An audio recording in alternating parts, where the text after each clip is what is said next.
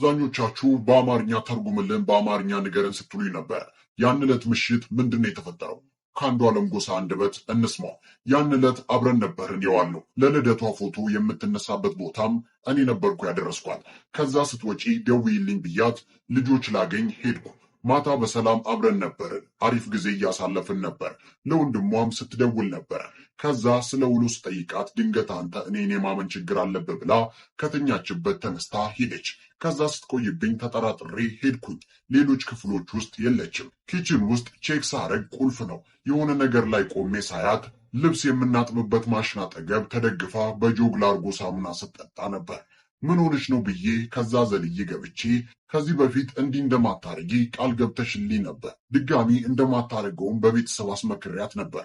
ጓደኛዋም እንድትመክራት ነግሪያት ነበር። ግን የገባችልኝን ቃል ስላልጠበቀችልኝ እኔም ሰው ነኝ፣ እንደዚህ አይነት ህይወት መኖር አልችልም። በተደጋጋሚ እንደዚህ አይነት ነገሮች እያረግሽ ስለሆነ እንደዚህ አይነት ኑሮ መኖሩን አልችልም። ነገ ቤተሰቦችሽን ጠርቼ እንለያያለን አልኳት። ጆጉን አስቀምጬ ልጆቹን እጠራለሁ ብዬ ሲሄድ እንደዛ ነው ይስፋለ ብላ ሮጣ ራሷን ወረወረች። ልደርስባት አልቻልኩም። መጮህ ብቻ ነው የቻልኩት። ጮኩ። ልጆቹ ተነሱ። የተፈጠረው ነገር ይህ ነው ሲል አንዷለም ጎሳ ዛሬ ወደ ሚዲያ ወጥቶ የራሱን እውነታ በዚህ መልኩ አስረድቷል። ነገር ግን ሌሊቱን ከመኖሪያ ቤታቸው 5ኛ ፎቅ ላይ ወድቃ ጉዳት ደርሶባት ወደ ሕክምና እየሄደች ባለችበት ሰዓት ሕይወቷ ካለፈ ወራት ተቆጥረዋል። ህልፈቷ የተሰማው በልደት ቀኗ መሆኑ ደግሞ የብዙዎችን ሐዘን ጨምሮታል። በርካቶች በወጣቷ ህልፈት ወዲያው ሐዘናቸውን ገልጸዋል። በሰዓቱም ግድያ ነው፣ ራስ ማጥፋት አሊያም ድንገተኛ አደጋ የሚለውን ፖሊስ እያጣራው ነው ብሎ ነበር። የወጠረችው ሞዴል ቀነኒ አዱኛም ነገር አሁንም መነጋገሪያ መሆኑን ቀጥሏል። ምን ተፈጥሯል የሚለውን ከማየታችን በፊት የሞዴል ቀነኒ አዱኛን ህልፈት ተከትሎ በሰዓቱ የወጡ መረጃዎችን መለስ ብለን እንመልከትም።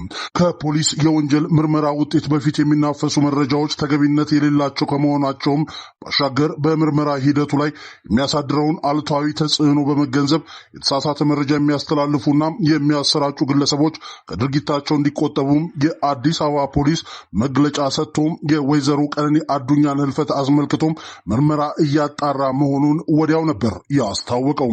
በለሚ ኩራ ክፍለ ከተማ ወረዳ 3 ልዩ ቦታው ሰንሻይን ቤቶች ፊት ለፊት ከሚገኘው ውዳሴ ህንፃ ላይ ነዋሪ የነበረችው ሟች ወይዘሮ ቀነኒ አዱኛ ዋቆ መጋቢት 1 ቀን 2017 ዓ.ም ከሌሊቱ 10 ሰዓት አካባቢ ከቤቷ ማብሰያ ክፍል በኩል ካለው በረንዳ 5ኛ ፎቅ ላይ ለጊዜው ምክንያቱ ባልታወቀ ሁኔታ ወድቃ ለሕክምና እርዳታ ወደ ያኔት ሆስፒታል የተወሰደች ባለችበት ወቅት ህይወቷ አልፏል ያለው የአዲስ አበባ ፖሊስ መረጃው ከደረሰው በኋላ የምርመራ ቡድን በማዋቀርና በቦታው ድረስ በመሄድ ተገቢውን የቴክኒክና የታክቲክ መረጃዎችን አሰባስበናል ያለ ሲሆን የሟችን አስከሬንም ወደ ዳግማዊ ምኒልክ ሆስፒታል ለተጨማሪ ምርመራ እንዲሄድ አድርጌያለሁ ማለቱ የሚታወስ ነው። ሟች ወይዘሮ ቀነኒ አዱኛ ከበረንዳ ላይ በወደቀችበት ሰዓት ፖሊስ በቤት ውስጥ የነበረውን ባለቤቷን ድምፃዊ አንዷለም ጎሳን በቁጥጥር ስር በመዋል ምርመራ እያጣራ ስለመሆኑም በመግለጫው አስታውቋል። ከእጮኛው ሞት በኋላ ለ3 ወራት ያህል በእስር ላይ የቆየው አንዷለም ጎሳም በ50 ሺህ ብር ዋስ ማክሰኞ ሰኔ 3 2017 ዓ.ም መፈታቱ የሚታወስ ነው። ድምፃዊ አንዷለም ጎሳ ከእስር እንደተፈታም ወዲያውኑ ከወዳጅ ዘመዶቹ ጋር በመሆን በሟች ቀነኒ አዱኛ ቀብር ላይ የሻማ ማብራትና የህሊና ጸሎት ሲያካሄድ የሚያሳዩ ፎቶዎች ወጥተዋል። የድምፃዊው ጠበቃ ሊበን አብዲ በእጮኛው ቀነኒ አዱኛ ሞት ተጠርጥሮ በእስር ላይ የነበረው ሙዚቀኛ አንዷለም ጎሳ ላይ አቃቢ ሕግ ክስ ባለመመስረቱ በዋስ መለቀቁን ተናግረው ነበር። ጠበቃው በሰዓቱ አክለው ላለፉት 3 ወራት ክሱ በፍርድ ቤት ሲታይ ነበር። አንዷለም ጎሳ ላይ አቃቢ ሕግ በተሰጠው ጊዜ ክስ ባለመመስረቱ በዋስ እንዲፈታ ፍርድ ቤቱ ብያኔ አስተላልፈዋል ማለታቸው የሚታወስ ነው። ባለፉት ጥቂት ወራት ፖሊስ ምርመራዎችን ሲያደርግ ቆይቶ ግንቦት 15 2017 ዓ.ም ምርመራውን አጠናቆ ጉዳዩን ለአቃቢ ሕግ አስተላልፏል። ነገር ግን አቃቢ ሕግ የፖሊስን ምርመራ በደረሰው በ15 ቀናት ውስጥ ክስ መመስረት ነበረበት። እርሱን ማድረግ ባለመቻሉ ደግሞ ደንበኛዬ በዋስ ተለቋል ማለታቸው የሚታወስ ነው። የወጣቷ ቀነኒ አዱኛ ስርዓተ ቀብር በአዲስ አበባ መንበረ ጸባዖት ቅድስት ሥላሴ ካቴድራል የተፈጸመ ሲሆን በርካቶችም በቀብር ስነ ስርዓቷ ላይ መገኘታቸው የሚታወስ ነው። በቅድስት ሥላሴ በተፈጸመው ስርዓተ ቀብሯ ላይም ድምፃዊ አንዱዓለም ጎሳ በፖሊሶች በመታጀብ የቀብር ስነ ስርዓቷ ላይ መገኘቱ የሚታወስ ነው። የቀብር ስነ ስርዓቷ ከተፈጸመ በኋላ አባቷ አቶ አዱኛ ዋቆ ለቀስተኞች ፊት ባስተላለፉት መልእክታቸው የልጃቸውን ፍትህ በእጅጉ እንደሚሹ አሳውቀው ነበር። ሁላችሁንም የምጠይቃችሁ አርቲስቶቻችንም ለእናንተ የማስተላልፈው መልእክት የልጄን እውነት አፈላልጉኝ፣ እንደ ሀጫሉ ሞት ተድበስብሶ እንዳይቀርብኝ ሲሉ መናገራቸው የሚታወስ ነው። እኔ ለማስተማር ነበር ከቅፍ ያወጣዋት እንጂ እንዲህ እንድትቀጠፍብኝ አልነበረም፣ ሌላ የምለው የለም ሲሉ በሰዓቱ ተደምጠዋል። አባት አቶ አዱኛ ዋቆ እኔ ቀነኒን የማውቃት እጅግ ታታሪ፣ ስራን የምትፈጥር ደግሞም ስራ አክባሪ ናት። እንዲህ እርኩስ መንፈስ ይዟት ራሷን ታጠፋለች የሚለው ውሸት ነው የምለው ሲሉ ተናግረው ነበር። እሷ ሲቸግር ተበድራ እንኳን የምትሰጥ እንጂ ከሷ ይህ አይጠበቅም በማለት በልጃቸው ህልፈት መሪር ሐዘናቸውን በቀብሯ ዕለት ገልጸው እንደነበር የሚታወስ ነው። ለወራት በፍርድ ቤት የነበረውንም ክርክር ለሚዲያዎች ክፍት እንዳይሆን ተደርጎ እንደነበር የሚታወስ ነው። ችሎቱ ጋዜጠኞችን የከለከለበትን ምክንያት የተሳሳተ መረጃ እያሰራጩ በመሆኑ ነው የተባለ ሲሆን ከችሎት የገቡት እንዲወጡ የሚገቡን ካሉ እንዳይገቡ በሚል ችሎቱ አግዷል።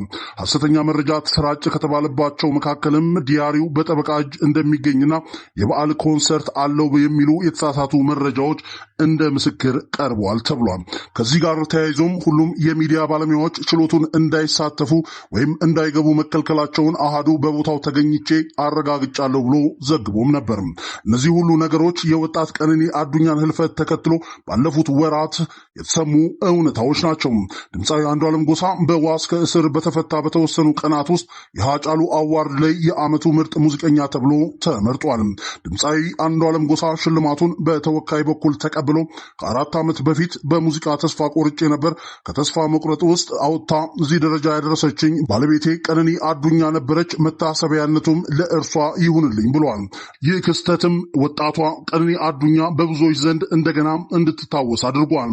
ከዚህ ክስተት በኋላም ቀነኒ አዱኛ በሚለውና 646,000 በላይ ተከታይ ባለው የቲክቶክ አካውንት ይህንን 2 ቀን ደግሞ የቀነኒ አዱኛ ጉዳት የሚያሳዩ ቪዲዮዎች እየተለቀቁ ይገኛሉ። እነዚህ ቪዲዮዎችን ማን ለምንና እንዴት ነው እየለቀቀ ያለው የሚለው ደግሞ የብዙዎች ጥያቄ ነው። ለምንስ አሁን ላይ መልቀቅ አስፈለገ የሚለውን ጥያቄ ብዙዎች እየጠየቁ ነው። አሁንም ድረስ የቀነኒ አዱኛን ህልፈት ተከትሎ ትክክለኛ መረጃ ለህብረተሰቡ መድረስ አለበት የሚሉ በርካታ